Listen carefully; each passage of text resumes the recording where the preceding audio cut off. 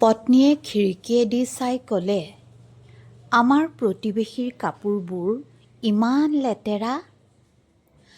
কাপোৰ কেনেকৈ ধুব লাগে মহিলাবোৰে বোধহয় নাজানে। শুনি পতিয়ে চুপচাপ থাকিল। পাছদিনা পুৱা দুয়ো চালে, প্ৰতিবেশীৰ কাপোৰবোৰ বৰ পৰিষ্কাৰ। পত্নীয়ে ক'লে, ইমান দিনৰ পিছতহে শিকিলে কাপোৰ কেনেকৈ ধুব লাগে। কিন্তু এইটো সিহঁতক কোনে শিকালে?